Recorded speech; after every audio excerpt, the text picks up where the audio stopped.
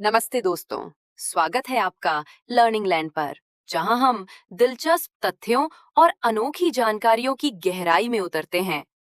आज हम सचमुच गहराई में जाने वाले हैं। अगर कोई इंसान फावड़ा उठाए और सीधे नीचे खोदना शुरू कर दे, तो आखिर वो कहां पहुंचेगा? चलिए जानते हैं। क्या आपने कभी सोचा है कि अगर आप लगातार नीचे खोदते ही चले जाएं, तो धरती के दूसरी तरफ कहां निकलेंगे? धरती के जिस बिंदु पर आपका ठीक उल्टा स्थान होता है, उसे एंटीपोड कहते हैं। यानी अगर आप जादुई तरीके से धरती के आर पार सुरंग बना लें, तो आप अपने एंटीपोड पर निकलेंगे। सच्चाई में तो पिघला हुआ पत्थर, जबरदस्त गर्मी और धरती का भीतरी कोर किसी भी इंसान को ऐसा करने नहीं देगा।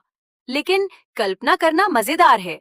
तो आइए जानते हैं कि अगर खोदना संभव होता, तो आप कहाँ पहुँचते। ज्यादातर लोग मानते हैं कि सीधे नीचे खोदने से आप चीन पहुंचेंगे, लेकिन ये सही नहीं है। हकीकत ये है कि धरती पर बहुत कम जगहें ऐसी हैं जिनके एंटीपॉड जमीन पर पड़ते हैं।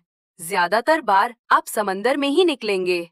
उदाहरण के लिए, अगर आप उत्तरी अमेरिका में हैं, जैसे न्यूयॉर्क, लॉस एंजलिस या टोरंटो, तो सीधा नीचे खोदने पर आप हिंद महासागर या दक्षिण प्रशांत महासागर में पहुंचेंगे।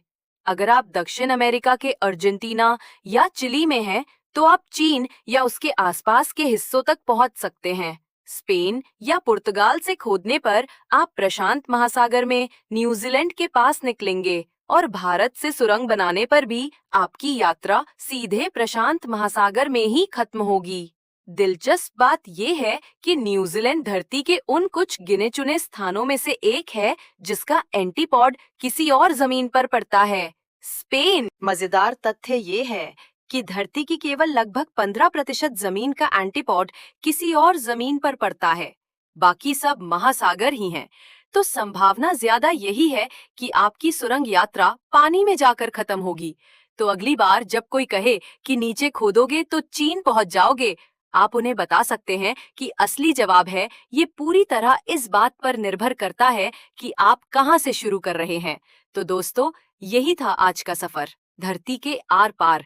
अगर आपको ये वीडियो पसंद आया तो लाइक करना मत भूलिए, चैनल को सब्सक्राइब कीजिए और बेल आइकन दबाइए, ताकि आप लर्निंग लेन की अगली रोचक यात्रा मिस ना करें। तब तक जिज्ञासु रहिए और सीखते रहिए।